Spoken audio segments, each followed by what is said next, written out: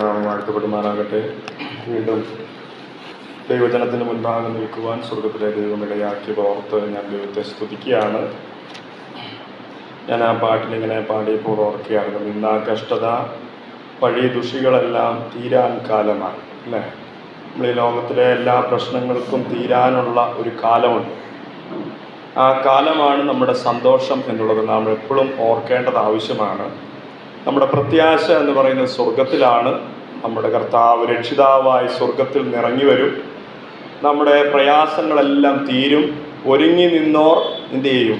അവനോടുകൂടെ മണിയറയിൽ പ്രവേശിക്കും. എത്ര മഹത്തമായ ഒരു സ്ഥിതിക്കായിട്ട് സ്വർഗത്തിലെ ദൈവം നമ്മെ വീണ്ടെടുത്തിരിക്കുന്നു എന്നുള്ളത് നമുക്കേറെ സന്തോഷകരമായ കാര്യമാണ്. നാം ഇന്ന് വായിച്ചതായിരിക്കുന്ന സങ്കീർത്തനത്തിൽ നിന്ന് തന്നെ ഒരു വാക്യം അതിൽ തുടരുവാനായിട്ട് കർത്താവിൽ ഞാൻ ശരണപ്പെടുകയാണ്. 42-ാം സങ്കീർത്തനം, അതിൻ്റെ അവസാനത്തെ ഒടുവിലത്തെ വാക്യം, 11-ാമത്തെ വാക്യം, എൻ്റെ ആത്മാവേ നീ വിഷാദിച്ചുള്ളിൽ ഞരങ്ങുന്നത് എന്ത്? ദൈവത്തിൽ പ്രത്യാശ വെച്ചുകൊണ്ട്. അപ്പോൾ അത് കഴിഞ്ഞിട്ട് പറയുകയാണ്, അവൻ എൻ്റെ മുഖപ്രകാശ രക്ഷയും എൻ്റെ ദൈവവും ആകുന്നു. എന്നിങ്ങനെ ഞാൻ ഇനിയും അവനെ സ്തുതിക്കും. എത്ര മനോഹരമായ വാക്യമാണല്ലേ? എൻ്റെ ആത്മാവെ നീ വിഷാദിച്ചുള്ളിൽ എന്തിനാ ഇങ്ങനെ ഞരങ്ങുന്നേ?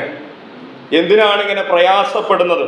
എന്നിട്ട് പറയാണ്, ദൈവത്തിൽ പ്രത്യാശ വെച്ചുകൊള്ളുക. ഞാൻ ചോദിക്കട്ടെ, ദൈവം അങ്ങനെയാണെങ്കിൽ എൻ്റെ മുഖത്തെ പഴയ പ്രകാശത്തിലേക്ക്, എൻ്റെ രക്ഷയുടെ സന്തോഷത്തിലേക്ക് മടക്കിക്കൊണ്ടുവരുവാനായിട്ട് മതിയായവനാണെന്ന് വിശ്വസിക്കുന്ന ഒരു ഭക്തനെ സംബന്ധിച്ചിടത്തോളം ദൈവത്തിൻ്റെ വരവ്, ദൈവത്തിൻ്റെ ആ ദൈവം തൻ്റെ പ്രത്യക്ഷത, ഇതെല്ലാം തൻ്റെ ഹൃദയത്തിന് ആനന്ദമാണ്.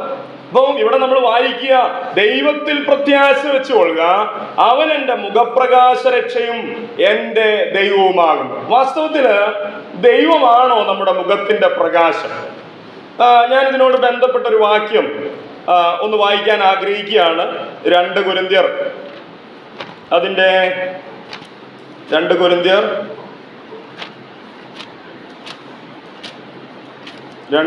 3-ാം അധ്യായം അതിൻ്റെ 14-ാമത്തെ വാക്യത്തിലേക്ക് നമ്മൾ വരുമ്പോൾ, അതിൻ്റെ 14-ാമത്തെ വാക്യം, പഴയ നിയമം വായിക്കുമ്പോഴൊക്കെയും ആ മൂടുപടം നീങ്ങാതെ ഇന്ന് വരെയും ഇരിക്കുന്നുവല്ലോ, അത് ക്രിസ്തുവിൽ നീങ്ങിപ്പോകുന്നു. അപ്പൊ പഴയ നിയമം വായിക്കുമ്പോഴെല്ലാം ഹൃദയത്തിന്റെ മേൽ ഒരു മൂടുപടം ഇങ്ങനെ കിടക്കുക. അത് വായിക്കുമ്പോഴെല്ലാം എൻ്റെ ഹൃദയത്തിൽ ഒരു മൂടുപടം കിടപ്പുണ്ട്. ഇനി എന്നിട്ട് പറയുകയാണ്, അത് ഇന്ന് വരെയും ഇരിക്കുന്നുവല്ലോ, അത് ക്രിസ്തുവിൽ നീങ്ങിപ്പോകുന്നു. അപ്പൊ ആര് വരുമ്പോൾ ആ വാസ്തവത്തിൽ നമ്മുടെ ആ ഇരുട്ട് അല്ലെങ്കിൽ ആ മൂടുപടം നീങ്ങിപ്പോകുന്നത് ആര് വരുമ്പോഴാണ്? കർത്താവ് നമ്മുടെ ഹൃദയത്തിൽ വാഴുമ്പോൾ. അതുകൊണ്ടാണ് അതിന്റെ താഴേക്ക് നമ്മൾ വായിക്കുന്നത്, കർത്താവിങ്കിലേക്ക് തിരിയുമ്പോൾ. അവിടെ നമ്മൾ വായിക്കുന്ന മോശയുടെ പുസ്തകം വായിക്കുമ്പോൾ മൂടുപടം ഇന്നയോളം അവരുടെ ഹൃദയത്തിന്മേൽ കിടക്കുന്നു. കർത്താവിങ്കിലേക്ക് തിരിയുമ്പോൾ മൂടുപടം നീങ്ങിപ്പോകും.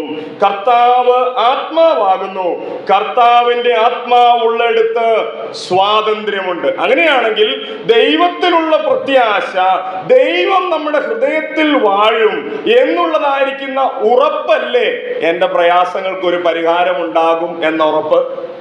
ദൈവമില്ലെങ്കിൽ നമുക്ക് പ്രത്യാശ വയ്ക്കാൻ എന്തെങ്കിലും ഉണ്ടോ? ആ പാട്ടുകാരൻ എങ്ങനെയാ പാടിയ, നിന്നാ കഷ്ടത പഴി ദുഷി എല്ലാം എന്ത് ചെയ്യും? നീങ്ങാൻ കാലമായി. ഞാൻ ചോദിക്കട്ടെ, ആ കാലമായി എന്നുള്ള ഉറപ്പും താമസം വിനാ ഇതെല്ലാം എനിക്ക് മാറുമെന്നുള്ള ഉറപ്പും, അതല്ലേ എൻ്റെ മുഖത്തിന് തരുന്ന പ്രത്യാശ, എൻ്റെ മുഖത്തിന് തരുന്ന തേജസ് എന്ന് പറയുന്നത്. നമുക്ക് ഇതിനോട് ബന്ധപ്പെട്ട് ഒരു ഭാഗം കൂടെ നോക്കാം. മത്തായിയുടെ സുവിശേഷം മത്തായിയുടെ സുവിശേഷം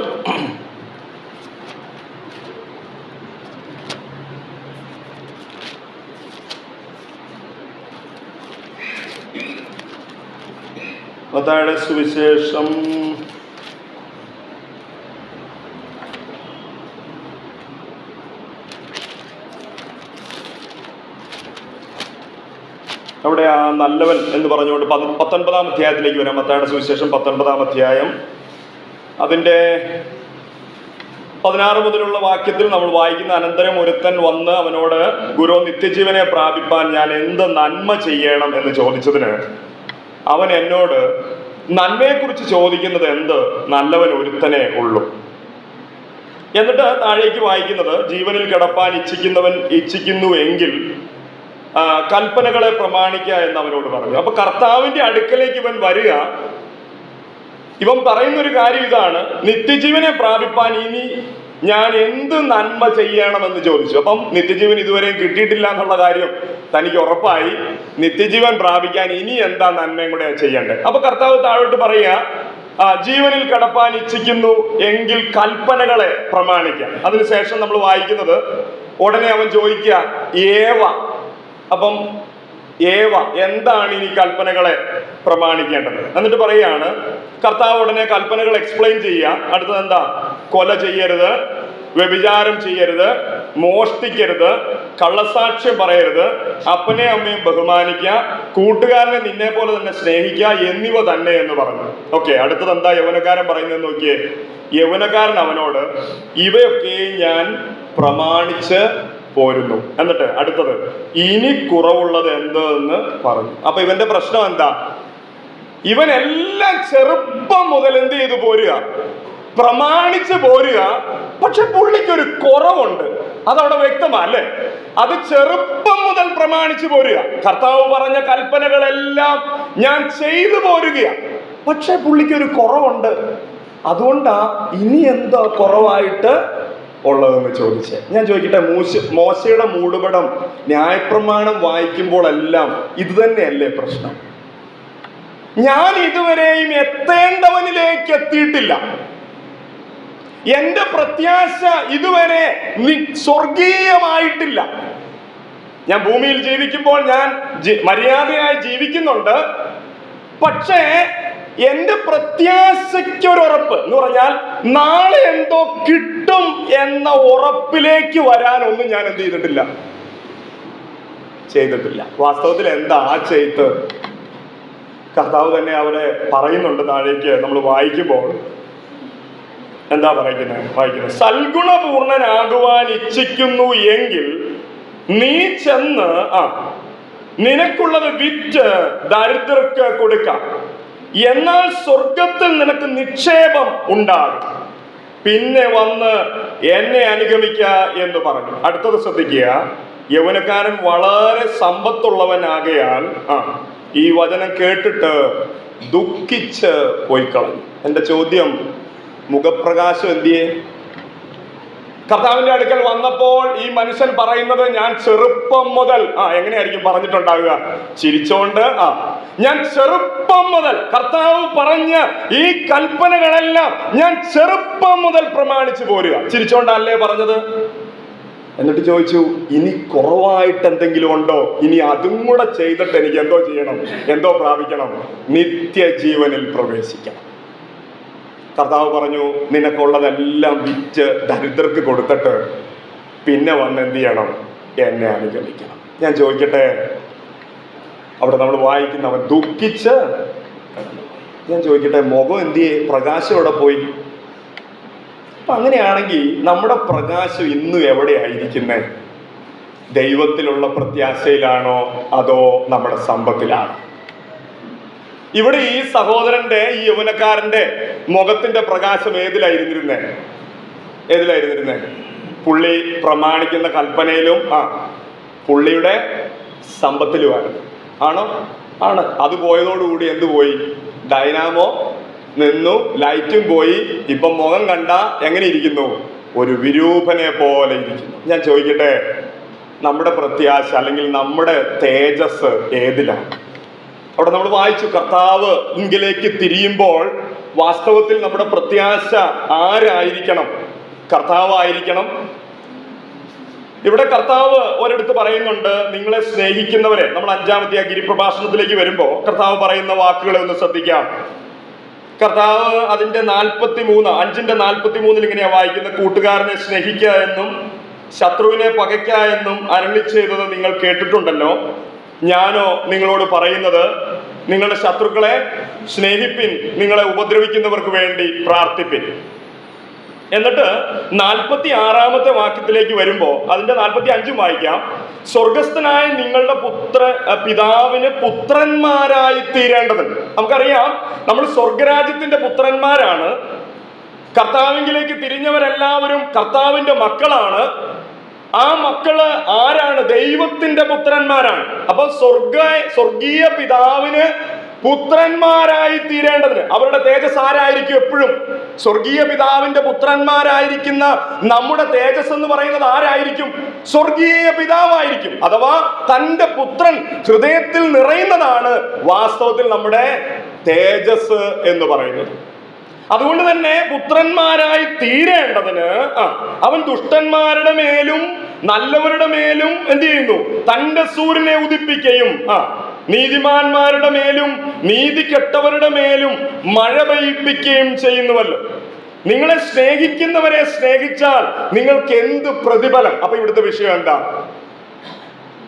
നിത്യജീവൻ എന്ന് പറഞ്ഞാൽ എന്താ വാസ്തവത്തിൽ? അങ്ങനെയാണെങ്കിൽ സ്വർഗത്തിൽ എനിക്ക് നശിച്ചു പോകാത്ത ഒരു നിക്ഷേപം കിട്ടുന്നതാണ് നിത്യജീവൻ എന്ന് പറയുന്നത്. നമ്മൾ ഓർക്കണം, ഇവിടെ ഞാൻ ഉണ്ടാക്കി വെക്കുന്നതെല്ലാം അടുത്ത തലമുറ നശിപ്പിച്ചു കളയുവാനുള്ളതാണ്. ശ്രദ്ധിക്കുന്നുണ്ടോ? ഇവിടെ ഞാൻ ഉണ്ടാക്കി വെക്കുന്നതെല്ലാം അടുത്ത തലമുറ നശിപ്പിച്ചു കളയുന്നതാണ്. എന്നാൽ ഞാൻ സ്വർഗത്തിൽ ഉണ്ടാക്കുന്നത് നിത്യം ജീവിക്കുന്നതാ. അതിനെന്ത് വരുന്നില്ല? വാട്ടം സംഭവിക്കുന്നില്ല. അങ്ങനെയാണെങ്കിൽ എന്താ വാസ്തവത്തിൽ ഇത്? നിങ്ങളെ സ്നേഹിക്കുന്നവരെ സ്നേഹിച്ചാൽ, ഉദാഹരണത്തിന് ഞാൻ ഇവിടേക്ക് വന്നു കയറുമ്പോൾ ഒരാൾക്ക് ഷൈക്കാൻഡ് കൊടുക്കാൻ തീരുമാനിച്ചാൽ അദ്ദേഹം എനിക്ക് തിരിച്ചു എന്ത് തരും? ഷൈക്കാൻഡ് തരും. എന്നാൽ എനിക്ക് ഷൈക്കാൻഡ് തരാനായിട്ട് ഒട്ടും താല്പര്യമില്ലാത്ത ഒരാളുടെ മുമ്പിലേക്ക് ഞാൻ ഈ കൈയുമായിട്ട് ചെന്നാൽ എന്തോ ആയിരിക്കും എനിക്ക് തിരിച്ചു കിട്ടാൻ പോകുന്നേ? പ്രതിഫലം കിട്ടുമോ? കൊടുത്തതിനുള്ള തിരിച്ചു കൈ കിട്ടുമോ? കിട്ടത്തില്ല. അങ്ങനെയാണെങ്കിൽ ആ ഷൈക്കാൻഡ് എവിടെയായി? തിരിച്ചു കിട്ടാത്ത ആ ഷൈക്കാൻഡ് എവിടെയായി? പറഞ്ഞേ. സ്വർഗത്തിലായി. ഓക്കെ. അപ്പൊ ദൈവത്തിൽ പ്രത്യാശ വെച്ചുകൊണ്ട് കിട്ടാത്തതിന് കൊടുക്കുമ്പോൾ അതെവിടെ പോവും? സ്വർഗത്തിൽ പോവും. ഇനി ഞാനൊരു 500 രൂപ ഒരാൾക്ക് കൊടുത്തു. അയാൾ പ്രാപ്തിയാകുമ്പോ അയാൾ എനിക്ക് 500 രൂപ തിരിച്ചു തന്നാൽ സ്വർഗത്തിൽ കിട്ടിയോ ഭൂമി കിട്ടിയോ? ഞാൻ കൊടുത്തത് എവിടെ കിട്ടി? ചേടാ, ഞാൻ അവിടെ കിട്ടാൻ വിചാരിച്ചു കൊടുത്തു, ഈ പുള്ളി എവിടെ തന്നെ എനിക്ക് തന്നു? ഇവിടെ തന്നെ എനിക്ക് തന്നു. ഞാൻ പറയട്ടെ, അങ്ങനെയാണെങ്കിൽ എന്താ നിക്ഷേപം? എന്താ നിത്യജീവൻ? കർത്താവ് എബ്രായ ലേഖനത്തിൽ വിശ്വാസ വീരന്മാരുടെ പട്ടിക പറയുമ്പോൾ അവിടെ പറയുന്നുണ്ട്, എന്താ അവിടെ പറയുന്നേ? ദൈവത്തിൽ വിശ്വസിക്കുന്നവൻ തന്നെ അന്വേഷിക്കുന്നവർക്ക് പ്രതിഫലമുണ്ട് എന്നറിഞ്ഞെന്ത് ചെയ്യണം? കാര്യങ്ങളിൽ ഇടപെടണം. അപ്പൊ തന്നെ അന്വേഷിക്കുന്ന ഒരു വ്യക്തിക്ക് എന്തുണ്ട്? തീർച്ചയായിട്ടും പ്രതിഫലമുണ്ട് എന്നറിഞ്ഞ്, ഇപ്പൊ ഞാൻ പറയാം, സ്തോത്രാഴ്ച സഞ്ചിക്കകത്ത് വലിയൊരു എമൗണ്ട് ഞാൻ ഇട്ടെന്നിരിക്കട്ടെ. ഈ ഇട്ടത് ആരും അറിയത്തില്ല, ആർക്കും അറിയത്തില്ല. പക്ഷെ ഈ ഇട്ടത് തിരിച്ചു കിട്ടാനിട്ട് പോകുന്നുമില്ല. സ്തോത്രാഴ്ച സഞ്ചി നാളെ എൻ്റെ അടുത്തൂടെ തിരിച്ചു വരത്തില്ല. ഇട്ടത് എടുത്തോ മോനെ എന്ന് പറഞ്ഞ് എന്ത് ചെയ്യത്തില്ല? ഈ സ്തോത്രാഴ്ച സഞ്ചി എൻ്റെ മുമ്പിലൂടെ തിരിച്ചു വരത്തില്ല. അത് ഇട്ടതോടുകൂടി തീർന്നു, അതിവിടെ തീർന്നു. അതിനെന്തു കിട്ടാൻ പോകുന്നില്ല? ഇവിടെ നിന്ന് കിട്ടാൻ പോകുന്നില്ല. ഞാൻ ചോദിക്കട്ടെ, എവിടെയേ കിട്ടത്തുള്ളൂ? സ്വർഗത്തിൽ. ഞാൻ ചോദിക്കട്ടെ, ദൈവത്തിൽ അങ്ങനെ ഒരു പ്രത്യാശ വയ്ക്കുന്ന, ഞാൻ ചോദിക്കട്ടെ, എന്നെ ഉപദ്രവിക്കുന്ന ആളുകളെ, എന്നെ പ്രയാസപ്പെടുത്തുന്ന ആളുകളെ സ്നേഹിക്കാനായിട്ടുള്ള ഒരു മനസ്സല്ലേ? അതിലേക്ക് നാം ലക്ഷ്യം വെച്ചാലല്ലേ ഈ പാട്ടുകാരൻ പാടിയതുപോലെ നമുക്ക് പാടാൻ പറ്റുള്ളൂ. നിന്ന, കഷ്ടത, പഴി, ദുഷികളല്ല, ഉപദ്രവിക്കുന്നവരുടെ നടുവിലിരിക്കാനല്ലേ നമുക്ക് കൃപ വേണ്ടേ? സ്നേഹിക്കുന്നവരുടെ നടുവിലിരിക്കാൻ വല്ല കൃപയും വേണോ? ഒരു കൃപയും വേണ്ട, ഒരു കൃപയും വേണ്ട. സ്നേഹിക്കുന്നവരുടെ നടുവിൽ നമുക്ക് ഈസി ആയിട്ട് വന്നിരിക്കാം. എന്നാൽ നമ്മെ ഉപദ്രവിക്കുന്ന, നമ്മോടുള്ള ബന്ധത്തിൽ യാതൊരു പ്രത്യുപകാരവും ചെയ്യാത്ത, നമ്മോടുള്ള ബന്ധത്തിൽ യാതൊരു സ്നേഹവും പുലർത്താത്ത ആളുകളുടെ മധ്യേ നമ്മുടെ മുഖം തേജസ് കൊണ്ട് ഉല്ലസിക്കണമെങ്കിൽ നമ്മുടെ പ്രത്യാശ ആരായിരിക്കണം? നോക്കിയേ, ഇവിടെ ഈ സഹോദരനോട് എന്താ കർത്താവ് പറഞ്ഞേ? എന്തോ പറഞ്ഞേ? നീ നിനക്കുള്ളതൊക്കെ എന്ത് ചെയ്യാൻ പറഞ്ഞു? അത് ദരിദ്രർക്ക് കൊടുക്കാനായിട്ട് ആവശ്യപ്പെട്ടു. ഞാൻ ചോദിക്കട്ടെ, എന്താ ഈ ദരിദ്രർക്ക് കൊടുക്കാൻ പറഞ്ഞേ? ഇതെല്ലാം കൊണ്ട് ഈ സമ്പന്നർക്ക് കൊടുത്തായിരുന്നെങ്കിൽ പുള്ളിക്ക് പലിശയോടുകൂടി എന്ത് ചെയ്താല് തിരിച്ച് ദരിദ്രർക്ക് കൊടുത്താലോ ഇതൊന്നും തന്നെ എന്ത് ചെയ്യൂല, തിരിച്ചു കിട്ടില്ല. കാരണം അവരൊക്കെ ആവശ്യക്കാരാ. അവർക്ക് തിരിച്ചു കൊടുക്കുമ്പോൾ വകയുണ്ടായിരുന്നെങ്കിൽ അവരാരാകത്തില്ലായിരുന്നു? ദരിദ്രരാകത്തില്ലായിരുന്നു. ഞാൻ ചോദിക്കട്ടെ, നമ്മൾ ഇന്നും ആരിൽ പ്രത്യാശ വെച്ചുകൊണ്ടാണ് നമ്മുടെ ജീവിതം നയിക്കുന്നത്? അങ്ങനെ പ്രത്യാശ സ്വർഗത്തിലാണെങ്കിൽ ഞാൻ ചോദിക്കട്ടെ, നാം ചെയ്യുന്നതിനെല്ലാം എന്തുണ്ട്? തീർച്ചയായിട്ടും ഒരു പ്രതിഫലം ഉണ്ട്. ഞാൻ നിന്ന സഹിച്ചാൽ എനിക്ക് പ്രതിഫലമുണ്ട്. ആര് നിമിത്തം? ക്രിസ്തു നിമിത്തം. ക്രിസ്തുവിനോടുള്ളതായിരിക്കുന്ന ആ ബോധം നിമിത്തമാണല്ലോ ഞാൻ ഇതെല്ലാം ചെയ്യുന്നത്. എന്നെ ഉപദ്രവിക്കുന്നവരുടെ മധ്യേ ഞാൻ വന്നിരിക്കുന്നുണ്ടെങ്കിൽ അത് ആരോടുള്ള ബോധം നിമിത്തമാണ്? ക്രിസ്തുവിനോടുള്ള ബോധം നിമിത്തമാണ്. ഞാൻ സ്തോത്രകാഴ്ച സഞ്ചിക്കാത്ത അധികമായി ഇടുന്നുണ്ടെങ്കിൽ അത് ദൈവത്തോടുള്ള ബോധം നിമിത്തമാണ്. ആരും കാണാതെ ഒരാളെ ഞാൻ സഹായിക്കുന്നുണ്ടെങ്കിൽ, ആ വ്യക്തി പോലും അറിയാതെ അദ്ദേഹത്തെ ഞാൻ സഹായിക്കുന്നുണ്ടെങ്കിൽ അതിന്റെ അർത്ഥം എനിക്ക് സ്വർഗത്തിൽ പ്രതിഫലം കിട്ടുക എന്നുള്ളതാ. അങ്ങനെയാണെങ്കിൽ എൻ്റെ ചോദ്യം, ഇത്രയും ഞാൻ സ്വർഗത്തിൽ ഉണ്ടാക്കി വെച്ചിരിക്കെ എന്റെ കണ്ണും എന്റെ ഹൃദയവും എല്ലാം പിന്നെ എവിടെയായിരിക്കും? പറഞ്ഞേ, സ്വർഗത്തില്. എന്താ കാരണം? ഇതൊന്ന് കഴിഞ്ഞിട്ട് വേണം ഞാൻ അനുഭവിക്കാനായിട്ട് പോകാൻ, ഈ ഉണ്ടാക്കി വെച്ചിരിക്കുന്ന നന്മ അനുഭവിക്കുവാനായിട്ട് പോകാൻ. ഞാൻ ചോദിക്കട്ടെ, മരണത്തോടൊക്കെ അടുക്കുമ്പോൾ, അമ്മച്ചിയൊക്കെ 90 വയസ്സ് കഴിഞ്ഞു. മരണത്തോടൊക്കെ ഏകദേശം ഏറ്റവും അടുത്ത് നിൽക്കുന്ന വ്യക്തിത്വമാണ്. ഞാൻ ഈ മരണത്തെക്കുറിച്ച് പറയാൻ നിങ്ങൾ ചിരിക്കുകയും പ്രയാസപ്പെടുകയൊന്നും വേണ്ട കേട്ടോ.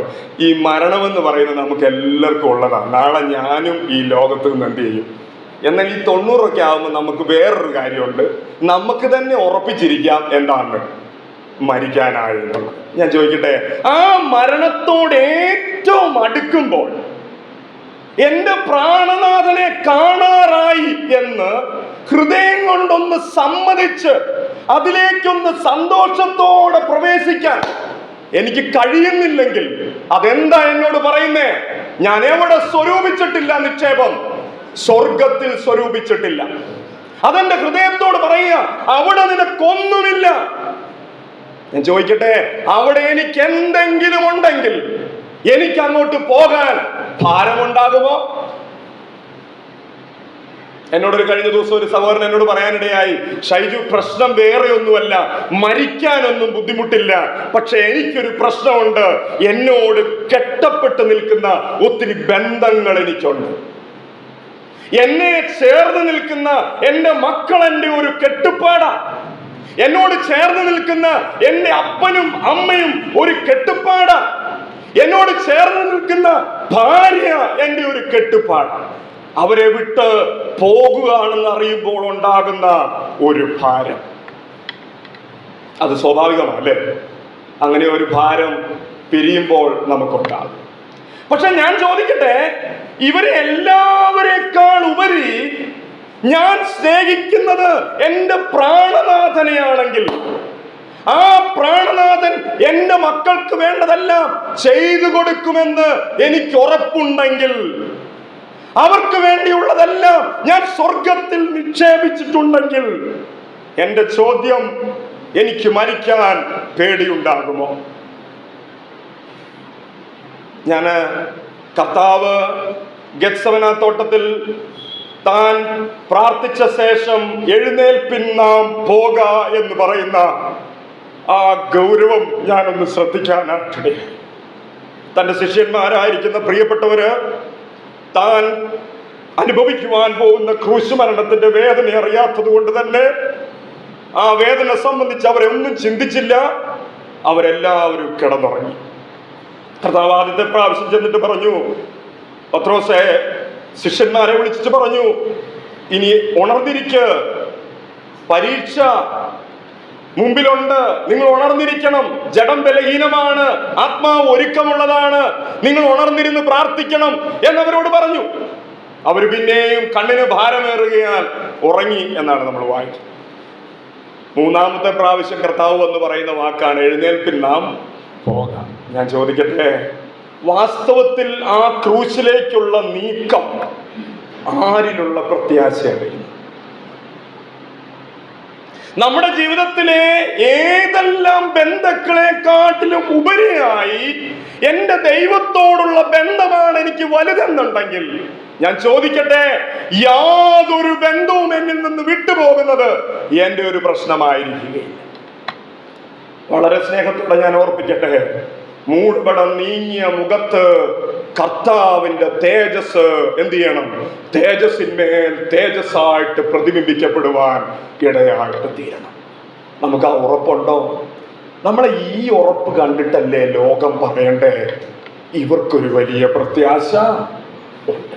ഞാൻ ചോദിക്കട്ടെ, പ്രത്യാശ ഉണ്ടോ? ഇപ്പൊ ഒന്ന് ചിന്തിച്ചേ. സ്വർഗത്തിൽ ഉണ്ടാക്കുക, സ്വർഗത്തിൽ ഒരു ദൈവമുണ്ട്. ആ ദൈവത്തിന്റെ അടുക്കൽ നിക്ഷേപം സ്വരൂപിച്ചാൽ ആ നിക്ഷേപം ഒരു കാരണവശാലും തീർന്നു പോകാത്തതും പറഞ്ഞേ വാടാത്തതും നിലനിൽക്കുന്നതുമാണെന്ന് എന്റെ ഉറപ്പല്ലേ? വാസ്തവത്തിൽ അങ്ങനെ ഒരു വേദി എനിക്കായി ഒരുക്കപ്പെടുമ്പോൾ, എനിക്കുള്ള കസാരയിൽ മറ്റൊരാൾ കയറിയിരിക്കുമ്പോൾ സ്തോത്രമെന്ന് പറയുവാനിടയാക്കും. സത്യമല്ലേ ഞാൻ പറഞ്ഞത്? നിങ്ങൾ എന്നെ ദയവ് ചെയ്ത് നോക്കല്ലേ, കൃപ എനിക്ക് ലഭിക്കട്ടെ. ഞാൻ പറയട്ടെ, അങ്ങനെ സാധിച്ച, നമുക്കങ്ങനെ ഒരു കൃപ ലഭിച്ച, ഞാൻ എവിടെ നോക്കിക്കൊണ്ടാ അതിന് സ്തോത്രം പറഞ്ഞേ ഞാൻ സ്വർഗത്തിൽ നോക്കിക്കൊണ്ടാ സ്തോത്രം പറഞ്ഞേ. ഞാൻ അങ്ങനെ സ്വർഗത്തിൽ നിക്ഷേപം ഉണ്ടാക്കി വെച്ചാൽ എനിക്ക് പോകാൻ എന്തോ തിടുക്കമായിരിക്കില്ലേ? അതുകൊണ്ടല്ലേ പൗലോസ് അപ്പോസ്തലൻ പറഞ്ഞേ, എനിക്ക് മരിക്കുന്നത് സത്യത്തിൽ എന്താ പറഞ്ഞേ? ലാഭമാണ്. ഞാൻ ഓർക്കാറുണ്ട്, പൗലോസിനെ കെട്ടിപ്പിടിച്ച്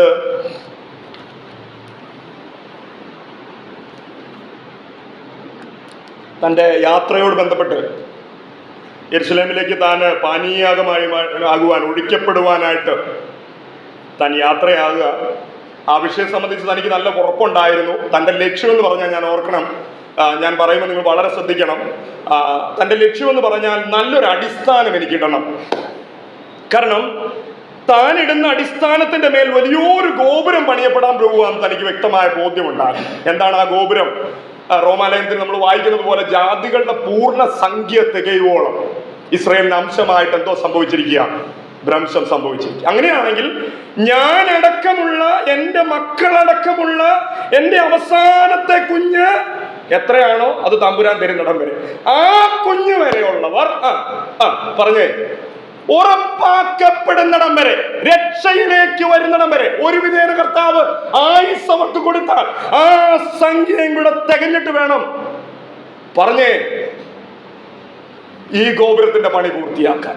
എന്തൊരു മഹത്വമുള്ള ഒരു ഗോപുരത്തിനാണ് നമ്മളെ ഉടമകളാക്കി മാറ്റിയത്. അതാരുടെ അടിസ്ഥാനത്തിന്മേൽ പണിയുന്ന ഗോപുരമാ? ക്രിസ്തു എന്ന ഏക അടിസ്ഥാനത്തിന്മേൽ പണിയുന്ന ഗോപുരമാ. ആ അടിസ്ഥാനത്തിന്റെ മേൽ പണിയുന്ന ഗോപുരം അത് കൃത്യതയോടെ നിലനിൽക്കണമെന്നും അതിന്റെ അടിസ്ഥാനത്തിന് യാതൊരു കേടും വരരുതെന്ന് ആർക്കാഗ്രഹമുണ്ടായിരുന്നു? പൗലോസിനാഗ്രഹം. അതുകൊണ്ടാണ് പൗലോസ് പറഞ്ഞേ, ഞാൻ നല്ലൊരടിസ്ഥാനം ഇട്ടിരിക്കുകയാണ്. ഞാൻ ചോദിക്കട്ടെ, നമ്മളെങ്ങനെയാ പണിയുന്നേ? പലപ്പോഴും നമ്മൾ സഭയിൽ ഒരു ഇടർച്ച ഉണ്ടാകുവാൻ സാധ്യത ഉളവാകുന്ന രംഗങ്ങളിൽ നമ്മൾ എന്തുകൊണ്ട് ഇടർച്ച ഉണ്ടാക്കരുത്? ഇത് 90 കർത്താവ് പറയുന്നുണ്ട്, ഞാൻ 99 ആടുകളെയും വിട്ടേച്ച് ഒന്നിന്റെ പുറകെ പോയി. അവിടെ നമ്മൾ ഓർക്കണം, ഈ 99ന്റെ ആഗ്രഹം എന്താണെന്നറിയോ? ആ ഒന്നൊന്ന് രക്ഷപ്പെട്ടു വന്നിട്ട് വേണം ഞങ്ങൾക്ക് യാത്ര തുടരാൻ. കാരണം എവിടെയാ വിട്ടേച്ച് പോയേക്കുന്നേ? മോശയ്ക്കും അഹരോനുമെതിരെ മിരിയാം സംസാരിച്ചപ്പം സത്യത്തിൽ മിരിയാമിനെ പാളയത്തിന് പുറത്താക്കി, അശുദ്ധയെന്ന് എണ്ണി അവളെ പാളയത്തിന് പുറത്താക്കി. അപ്പൻ അവളുടെ മുഖത്ത് തുപ്പിയതുപോലെ ലജ്ജ അനുഭവിച്ചവളായി അവൾ പാളയത്തിന് പുറത്തു കിടന്നു. എൻ്റെ ചോദ്യം, അവൾ പാളയത്തിൽ നിന്ന് തിരിച്ചു വരുന്നിടം വരെ ഈ ജനത്തിന് യാത്ര ചെയ്യാൻ പറ്റുമോ? ഇവിടെ ഓരോ കണ്ണികളും, അതായത് ഈ ഗോപുരത്തിൽ ഓരോ കല്ലുകളും ദൈവാത്മാവെന്ന ക്രിസ്തുവിൽ ബന്ധിക്കപ്പെട്ടും കൃത്യമായും പണിയപ്പെടുന്നതാണ്. അതുകൊണ്ട് തന്നെ ഇവിടെ അവർ തിരിച്ചു വന്നാലേ നമുക്ക് പോകാനായിട്ട് പറ്റത്തുള്ളൂ. അങ്ങനെയാണ് എൻ്റെ ചോദ്യം. മിരിയാം തിരിച്ചു വരുന്നതായിരുന്നു അവരുടെ മുഴുവൻ പ്രാർത്ഥന, ആണോ അല്ലയോ? അല്ലെങ്കിൽ എവിടെ കിടക്കേണ്ടി വരും? കർത്താവ് ഇത് പറഞ്ഞേച്ച് തന്റെ മേഘം പൊങ്ങിപ്പോയെന്നാണ് നമ്മളോട് വായിക്കുന്നത്. ദൈവത്തിന്റെ സാന്നിധ്യം, കൂട്ടായ്മ. അതുകൊണ്ടാണ് കർത്താവ് പറയുന്നത്, രണ്ടുപേർ ഐക്യമധ്യപ്പെട്ടെന്ത് യാചിച്ചാലും ദൈവം നിങ്ങളുടെ പ്രാർത്ഥന കേൾക്കും. അത് കഴിഞ്ഞിട്ട് പറയാ, 2-3 പേർ ഐക്യമധ്യപ്പെട്ട് എവിടെയായിരുന്നാലും അവരുടെ നടുവിൽ ആരുണ്ട്? ക്രിസ്തുവിന്റെ സാന്നിധ്യം. അപ്പൊ ഐക്യത പോയാലോ?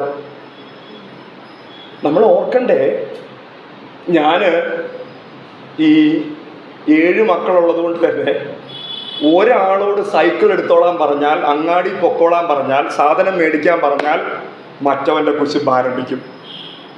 അച്ചാച്ചനെ മാത്രമേ വിടത്തുള്ളൂ, എന്നെ വിടത്തില്ല, എന്തോ ഒരു പപ്പയായത് ആടിയ. പിന്നെ ഞാൻ ചോദിക്കട്ടെ, അങ്ങനെയാണെങ്കിൽ ഈ അപ്പനെന്ന നിലയ്ക്ക് ഞാൻ എത്രമാത്രം ശ്രദ്ധയോടെ എൻ്റെ മക്കളിൽ സ്പർദ്ധ ജനിപ്പിക്കാതെ ഇടപെടണം? ഒന്ന് ശ്രദ്ധിച്ചേ. എടാ, അവർക്ക് കുശുമ്പുണ്ടാക്കാനാണെങ്കിൽ എനിക്ക് എന്തോ ചെയ്താൽ മതി. പക്ഷെ അവർക്കുണ്ടായിക്കഴിഞ്ഞാൽ ഉടനെ ഞാൻ അവരോട് പറയും, മോനെ, ഞാൻ അവനെ വിടുക എന്ന് പറഞ്ഞപ്പോഴത്തേനും നിന്റെ ദുഷ്ടത മുഴുവൻ പുറത്തു വന്നില്ലേ? എൻ്റെ മോൻ അതൊന്നും അയച്ചു കളയാൻ ശ്രമിച്ചാൽ എൻ്റെ ആരായി മാറാൻ പറ്റും? അവനെ ഒന്ന് വിടുകയാണെന്ന് കേട്ടപ്പോഴാ നിന്റെ ദുഷ്ടത എന്ത് ചെയ്തത്? പുറത്തു വന്നത്. ആ ദുഷ്ടത വരുമ്പോൾ നീ അവനെതിരെ തിരിയുകയല്ല വേണ്ടത്. കർത്താവെ, സഹോദരനെതിരെ തിരിയുന്ന എന്തോ ഒരു വലിയ ദുഷ്ടതയുള്ള ഒരു ഹൃദയത്തിനുടമയാണ് ഞാൻ. അവനെ ഒരിക്കലും ഉപദ്രവിക്കുന്ന ഒരു ഹൃദയം എനിക്ക് ഉണ്ടാകരുത് എന്നല്ലേ പ്രാർത്ഥിക്കണ്ടേ? പക്ഷെ നമ്മൾ എന്താ പറയുക? ഞാൻ പറയുന്നത്, എന്തിനാ അത് നമ്മൾ ചെയ്യുന്നേ? അവനെക്കുറിച്ചുള്ള മനോബോധം എൻ്റെ ഹൃദയത്തിൽ വരിക. ആരെക്കുറിച്ചുള്ള മനോബോധം? ഈ യൗവനക്കാരനോട് പറഞ്ഞു, നീ ഇതൊക്കെ വിറ്റ് ആരെ അനുഗമിക്കണം? വന്ന് എന്നെ അനുഗമിക്കണം. വാസ്തവത്തിൽ അവൻ സൽഗുണപൂർണനായിരുന്നോ? ആയിരുന്നല്ലേ? നമ്മുടെ കർത്താവ് സൽഗുണപൂർണനായിരുന്നില്ലേ? ആയിരുന്നു. എന്താ തെളിവ്? അവൻ തനിക്കുള്ളതൊക്കെ വിറ്റ് നമുക്ക് തരുവാനായിട്ടിടയായിട്ട്. കാൽവരിയുടെ ക്രൂശിൽ ആ സ്നേഹം നമുക്ക് കാണുവാനായിട്ട് സാധിക്കും. കർത്താവായ യേശു ക്രിസ്തു തന്റെ സമ്പന്നത മുഴുവൻ വെടിഞ്ഞു വെക്കുന്ന ആ സ്നേഹത്തെ നമുക്ക് കാണാൻ സാധിക്കും. അവൻ ഒടുവിലത്തേതും കൊടുത്തു. എന്തായിരുന്നു ഒടുവിലത്തേത്? അവന്റെ ചോരയായിരുന്നു. ആ ചോരയിലായിരുന്നു അവന്റെ ജീവൻ ഇരുന്നിരുന്നത്. ആ ജീവനും ആർക്കായിട്ടാ തന്നെ? നമുക്ക് വേണ്ടിയാ തന്നെ. വാസ്തവത്തിൽ ഞാൻ ചോദിക്കട്ടെ, അതല്ലേ സൽഗുണപൂർണൻ? എന്നിട്ടോ കർത്താവ് എന്താ പറഞ്ഞ? നിങ്ങളെ ഉപദ്രവിക്കുന്നവർക്ക് വേണ്ടി എന്ത് ചെയ്യണം? പ്രാർത്ഥിക്കണം. സൽഗുണപൂർണനാകുവാൻ നിങ്ങളുടെ സ്വർഗീയ പിതാവ് സൽഗുണപൂർണനായിരിക്കുന്നത് പോലെ നിങ്ങളും സൽഗുണപൂർണനാകേണ്ടതിന് ഇപ്പോൾ ആയിട്ടില്ല, ആകേണ്ടതിന് നിങ്ങളും നിങ്ങളുടെ ഉപദ്രവിക്കുന്നവർക്ക് വേണ്ടി എന്ത് ചെയ്യണം? പ്രാർത്ഥിക്കണം. സ്ഥലസഭയിലുള്ള സഹോദരങ്ങൾ എന്നെ ഉപദ്രവിക്കുന്നുണ്ടെന്നറിഞ്ഞാൽ അവർക്ക് വേണ്ടി പ്രാർത്ഥിക്കുവാൻ ദൈവം എൻ്റെ ഹൃദയത്തിൽ ഒരു താല്പര്യം തന്നാൽ, അങ്ങനെ ഒരു അവസരം തന്നാൽ, അവർക്ക് വേണ്ടി പ്രാർത്ഥിപ്പാനായിട്ട് എനിക്ക് കൃപ ലഭിച്ചെങ്കിൽ അത് സ്വർഗീയ നന്മയാണെന്നും അതിനൊരു പ്രതിഫലം സ്വർഗത്തിലുണ്ടെന്നും അറിഞ്ഞാൽ ഞാൻ എവിടെ നിന്ന് പോകുമ്പോൾ സന്തോഷിക്കും. കാരണം എനിക്ക് അവിടെ ഒരു പ്രതിഫലമാണ്. എന്തൊരു മഹത്വം അല്ലേ! ഞാൻ പലപ്പോഴും ഓർക്കാറുണ്ട്, കർത്താവ്, എനിക്കിതൊന്ന് ശരിക്കും ബോധ്യമായാലും എത്രയോ പേരെ എനിക്കൊന്ന് ശരിക്കും സ്നേഹിക്കാമായിരുന്നു. ദൈവമേ, ഇതൊക്കെ വായിക്കുമ്പോൾ ഞാൻ എത്രയോ ഇല്ലായ്മയുള്ളവനാണെന്ന് എനിക്ക് എത്രയോ ബോധ്യമാകുന്നു. എനിക്ക് നിന്നെ പോലെ ആകുവാനുള്ള കൃപ തരണം. വാസ്തവത്തിൽ സൽഗുണപൂർണനാകാൻ നാം ഇച്ഛിക്കുന്നുണ്ടോ? എനിക്ക് ദൈവത്തെ പോലെ ആകണം, അതോ ഇവിടെയുള്ള മനുഷ്യരെ പോലെയൊക്കെ ആയാൽ മതിയെങ്കിൽ നമ്മൾ ഏതൊന്നും ചെയ്യണ്ട, ഇതൊന്നും ചെയ്യണ്ട. പക്ഷെ ഞങ്ങൾ ഒരു സൗന്ദര്യം എവിടെ നോക്കി കണ്ടു? ഈ മനുഷ്യന് ഒരു കാര്യം മനസ്സിലായി, ഇവനെ കാണുമ്പോ എനിക്ക് എന്തൊക്കെയോ കുറവുണ്ട്. ആരെ കാണുമ്പോൾ അവന് കുറവുള്ളതായി കണ്ടേ? പറഞ്ഞേ, യേശു ക്രിസ്തുവിനെ കണ്ടപ്പോ. എൻ്റെ ദൈവമേ, പൗലോസ് അപ്പോസ്തലൻ പറയുക, ആ പരീശന്മാരിൽ എന്താ പറയാ, പരീക്ഷ ഭക്തി സംബന്ധിച്ച്, ന്യായപ്രമാണം സംബന്ധിച്ച് ഞാൻ അനിന്യനാണ്. എന്നെ നോക്കിയാൽ ഒരു കുറ്റവും എനിക്കില്ല. പക്ഷെ ഞാൻ യേശു ക്രിസ്തുവിനെ നോക്കിയപ്പോൾ, എൻ്റെ ദൈവമേ, ആ പ്രിയപ്പെട്ടവൻ ഇങ്ങനെയാ പറയുന്നേ, ഞാൻ ക്രിസ്തുവിനെ നേടേണ്ടതിന് എനിക്കുള്ളതെല്ലാം ഞാൻ എന്തെന്നെണ്ണി ഛേദമെന്നെണ്ണി. എനിക്ക് ആരെ നേടണം? പറഞ്ഞേ, എനിക്ക് ക്രിസ്തുവിനെ നേടണം. എനിക്ക് ആരെ പോലെ ആകണം? കാരണം നമ്മൾ യോഹന്നാന്റെ ലേഖനത്തിൽ പറയുക, നാം അവനെ പോലെ അവന്റെ അടുക്കലേക്ക് ചെല്ലുവാനിരിക്കുന്നവരാകൊണ്ട് നാം അവനോട് സദൃശ്യന്മാരാകുവാനായിട്ട് പോകുക, നാം അവനോടുകൂടി ഇരിക്കുവാനായിട്ട് പോകുക. കാൺമീൻ, നാം ദൈവമക്കളെന്ന് വിളിക്കപ്പെടുവാൻ പിതാവ് നമുക്ക് എത്ര വലിയ സ്നേഹം നൽകിയിരിക്കുക. ആ സ്നേഹത്തിനായിട്ട് വിളിക്കപ്പെട്ട നാം ഒരു ദിവസം നാം അവനെ ഇരിക്കുന്നത് പോലെ കാണുന്നതാകൊണ്ട് നാം അവനോട് സദൃശ്യന്മാരാകാൻ പോകുക. നമ്മളവിടെ ചെല്ലുവാനാണ് കൊതി കാണിക്കുന്നുണ്ടെങ്കിൽ നമ്മൾ ഈ ലോകത്തെ സംബന്ധിച്ചുള്ള നമ്മുടെ ചിന്ത മാറ്റിയിട്ട് ആരെങ്കിലും എന്നെ ഒന്ന് പഴിക്കുന്നവരുണ്ടെങ്കിൽ അവരെ ഒന്ന് ഓർത്ത് പ്രാർത്ഥിക്കാൻ ഇടയായാൽ, ഞാൻ പറയുന്നേ, അവരറിയ പോലും വേണ്ട, അവർക്ക് വേണ്ടി നമ്മൾ പ്രാർത്ഥിക്കുന്നതല്ലേ. അവർക്ക് വേണ്ടി പ്രാർത്ഥിച്ചാൽ ഉടൻ നിക്ഷേപം എവിടെ ആകാൻ തുടങ്ങും? സ്വർഗത്തിലാകാൻ തുടങ്ങും. ഞങ്ങളുടെ പിതാവ് സൽഗുണ പൂർണ്ണന. എന്താ തെളിവ്? നീതിമാന്മാരുടെ മേലും നീതികെട്ടവരുടെ മേലും തൻ്റെ മഴ, അങ്ങനെയാണ് എഴുതിയിരിക്കുന്നത്, തൻ്റെ മഴ എന്ത് ചെയ്യിപ്പിച്ചു? പെയ്യിപ്പിച്ചു. ഇനി പാപികളുടെ മേലും ദുഷ്ടന്മാരുടെ മേലും നീതിമാന്മാരുടെ മേലും എന്തോ ശരിച്ചു? സൂര്യനെ ഉദിപ്പിച്ചു, തൻ്റെ സൂര്യനെ ഉദിപ്പിച്ചു. ഞാൻ ചോദിക്കട്ടെ, എൻ്റെ ചിരി നീതി സൂര്യൻ വരുമ്പോൾ തൻ കൃപയും ആ കൃപ അനുഭവിക്കുന്ന ദൈവഭക്തന്മാര് ആരെയൊക്കെ കണ്ട് ചിരിക്കും ചോദിച്ചപ്പച്ച? അത് സ്നേഹിക്കുന്നവരെ മാത്രം കണ്ടേ ചിരിക്കത്തുള്ളൂ. എൻ്റെ ദൈവമേ, എനിക്ക് ലഭിച്ച കൃപയല്ലേ ഞാൻ ശരിക്കും ഒന്ന് തിരിച്ചറിയണ്ടേ? ദൈവമേ, എനിക്ക് ആ കൃപയൊന്ന് വർദ്ധിപ്പിച്ചു തരാൻ, എനിക്ക് അങ്ങേ പോലെ ആകാൻ, കാൽവറിയുടെ ക്രൂശിൽ കണ്ടതായിരിക്കുന്ന ആ യേശു കർത്താവിനെ പോലെ ഒന്നാകുവാൻ എനിക്ക് കൃപ തരണമേ എന്ന് നമ്മൾ ചോദിക്കണ്ടേ? അതുകൊണ്ടാണ് കർത്താവ് പറയുന്നത്, യാചിപ്പിനെന്നാൽ നിങ്ങൾക്ക് കിട്ടും. യാചിക്കണം ഞാൻ, എനിക്ക് ആരെ പോലെ ആകാൻ? അവനെ പോലെ ആകാൻ. അന്വേഷിക്കണം ഞാൻ, കണ്ടെത്തുമാറ് ഞാൻ അന്വേഷിക്കണം, തുറക്കപ്പെടുമാറ് ഞാൻ മുട്ടണം. എന്റെ ലക്ഷ്യം മുഴുവൻ ഏതിലാണെന്ന് ആർക്കറിയണം? ദൈവത്തിനറിയണം. വാസ്തവത്തിൽ നമുക്ക് അങ്ങനെ ഒരു ലക്ഷ്യമുണ്ടോ? നമ്മളെ സ്നേഹിക്കുന്നവരെയൊക്കെ ഇപ്പം നമ്മൾ സ്നേഹിക്കുന്നവരല്ലേ? ആരേലും ഉണ്ടോ അങ്ങനെയുള്ളവര്? സ്നേഹിക്കുന്നവരെ സ്നേഹിക്കാത്തവരാരേലും ഉണ്ടോ? ആരുമില്ല. എല്ലാവരും അത് ചെയ്യും. ജാതികളും അങ്ങനെ തന്നെ. എൻ്റെ ദൈവമേ, അത് കേട്ടപ്പോഴാണ് എനിക്ക്, ഞാൻ ഏത് വർഗത്തിൽപ്പെടുന്നു എന്ന് പറയുക. അപ്പം ജാതികളും അങ്ങനെ തന്നെ ചെയ്യുന്നതല്ല. പക്ഷേ എന്നെക്കുറിച്ച്, കരുണ ലഭിച്ച എന്നെക്കുറിച്ച് ദൈവം ആഗ്രഹിക്കുന്നത് വാസ്തവത്തിൽ എന്താണ്? ഞാൻ നേരത്തെ പറഞ്ഞല്ലോ, പൗലോസ് ഇട്ട അടിസ്ഥാനത്തിന്റെ പ്രത്യേകത ശ്രദ്ധിച്ചു. ഈ സ്ഥലസഭയിലുള്ള ഒരാൾ പോലും നഷ്ടമാകരുതെന്നാണ് ഞാൻ ആഗ്രഹിക്കുന്നെന്നുണ്ടെങ്കിൽ ഞാൻ എങ്ങനെ ഒരു അടിസ്ഥാനം ഇടേണ്ടി വരും? താന്നിരുന്നുള്ള ഒരു അടിസ്ഥാനം ഇടേണ്ടി വരും. അല്ല, എൻ്റെ കപ്പാസിറ്റി കാണിക്കാനാണെങ്കിൽ. അതുകൊണ്ടാണ് പൗലോസ് പറഞ്ഞ, ജഡത്തിൽ ആരെങ്കിലും പ്രശംസാ വിഷയമായിട്ട് പറയുന്നുണ്ടെങ്കിൽ എനിക്ക് അധികമാണ്, ഞാൻ പറയാൻ തുടങ്ങും കേട്ടോ. എവിടം തൊട്ട് തുടങ്ങും? ഞാൻ ഗമാലിയലിന്റെ പാദപീഠം തൊട്ട് തുടങ്ങും, 8-ാം നാൾ തൊട്ട് തുടങ്ങും. ഞാനെല്ലാം പറയും. എന്റെ മുമ്പിൽ പിടിച്ചു നിൽക്കാൻ നിങ്ങൾക്ക് പറ്റത്തില്ല. പക്ഷേ ഞാൻ ക്രിസ്തുവിനെ കുറിച്ച് പറയാൻ തുടങ്ങിയാൽ അതല്ലേ പറയണ്ടേ? സ്വന്തമായതൊന്നും പറയാതെ സഭയിലുള്ള ഓരോ വ്യക്തിയും നമ്മുടേതാണ് എന്ന് മനസ്സിലാക്കി, ഒരപ്പന്റെ ഹൃദയം പോലെ മക്കളെല്ലാവരും ഒന്നായിട്ട് നിലനിൽക്കണം, അവരെല്ലാവരും ഒന്നായിട്ട് ദൈവത്തെ സ്നേഹിക്കണമെന്ന ആഗ്രഹമുണ്ടാകുമ്പോൾ ഈ അപ്പൻ എങ്ങനെയുള്ള ഒരു അടിസ്ഥാനമേ ഇടത്തുള്ളൂ? നാളെ എടക്കര സഭ നിലനിൽക്കണ്ടേ? നാളെ എടക്കര സഭ, നേരത്തെ സേവ്രച്ചാൻ ഓർപ്പിച്ചതുപോലെ, എടക്കര സഭ ശ്ലാഘനീയമായിരിക്കുന്ന ചില നന്മവശങ്ങൾ ഉള്ളതായിരിക്കുന്ന സഭയാ. എന്നാൽ ആ നന്മവശങ്ങളെ ഇല്ലാതെയാക്കാൻ ഞാൻ ഒരാൾ തീരുമാനിച്ചാൽ മതി. അങ്ങനെ ഒരു രംഗത്ത് അങ്ങനെ തീരുമാനിക്കാതിരിക്കാൻ ഞാൻ നിന്ന സഹിക്കുന്നവനായി മാറി. എന്തിനാ ഞാൻ നിന്ന സഹിച്ചേ? ഞാൻ ഒരാൾ ഇടറിയാൽ, ഈ കല്ലിൽ ഞാൻ ഒരാൾ ഇടറിയാൽ എന്തോ സംഭവിക്കും? ഈ സ്ഥലം സഭയുടെ അടിസ്ഥാനത്തിനും കല്ലുകൾക്കും എന്ത് സംഭവിക്കും? ഇളക്കം പറ്റും. ഞാനൊരു ഗോപുരം പോലെ ഇതിനെ കാണുകയാണ്.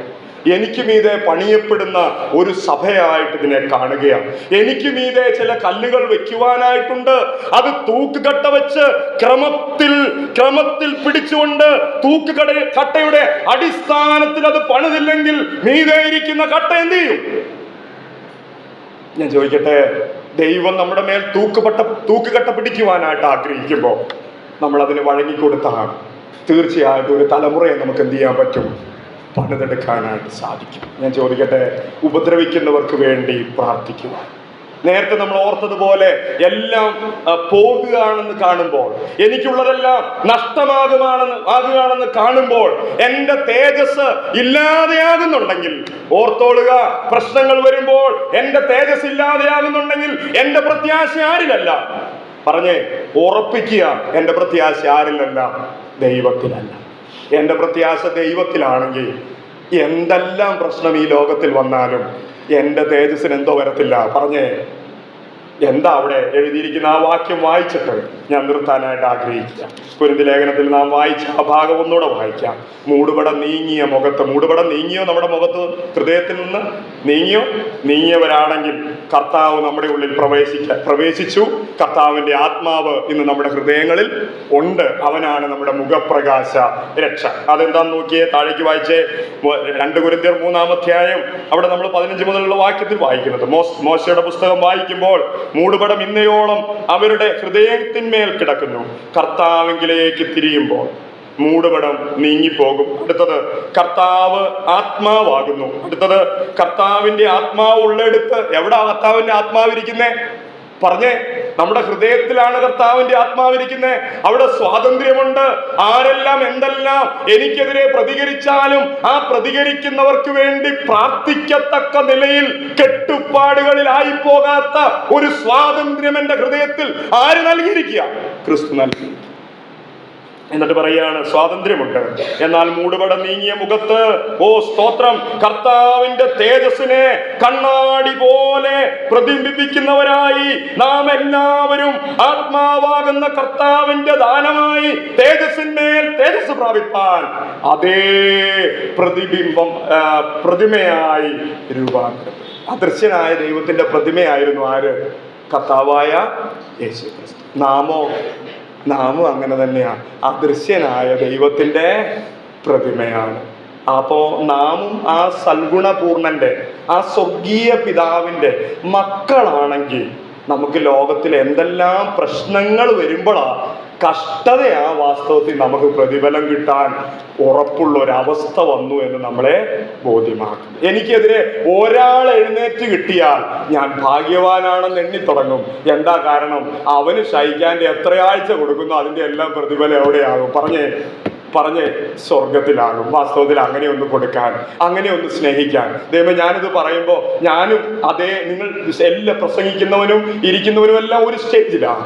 എന്നാൽ അവനെ പോലെ നമുക്ക് എല്ലാവർക്കും സ്റ്റേജ് നോക്കിക്കാണാൻ ആരുണ്ട്? നമുക്ക് നോക്കുവാൻ നമ്മുടെ കർത്താവുണ്ട്. എനിക്ക് അവനെ പോലെ ആകണം. അവനെ പോലെ ആകുവാനായിട്ട് വിളിക്കപ്പെട്ടവരായിരിക്കുന്ന ആളുകളാണ്. അതുകൊണ്ട് തന്നെ നമ്മളെല്ലാവരും ഒരു ഗോപുരം എന്ന പോലെ പണിയപ്പെടുന്നവരാണ്. അതുകൊണ്ട് ദൈവത്തിൽ പ്രത്യാശ വയ്ക്കുക. ഉള്ളം വിഷാദിക്കുന്ന പ്രിയപ്പെട്ടവർ ആരെങ്കിലും ഇവിടെ ഉണ്ടെങ്കിൽ ഓർത്തോളുക, എൻ്റെ ഉള്ളം വിഷാദിച്ച് ഉള്ളിൽ ഞെരങ്ങുന്നത് എന്തിന്? ഓ സ്തോത്രം. സങ്കീർത്തനക്കാരൻ ചോദിക്കുക, എന്തിനാ നീ ഇങ്ങനെ വിഷാദിച്ച് ഉള്ളിൽ ഞെരങ്ങുന്നത്? ദൈവത്തിൽ പ്രത്യാശ വയ്ക്കുക. എന്നിട്ട് ആ പാട്ടുകാരൻ പാടിയതുപോലെ നമുക്കിങ്ങനെ പറയാം, പെട്ടെന്ന് പാടിക്കാൻ ഈശോ, നിന്ന കഷ്ടത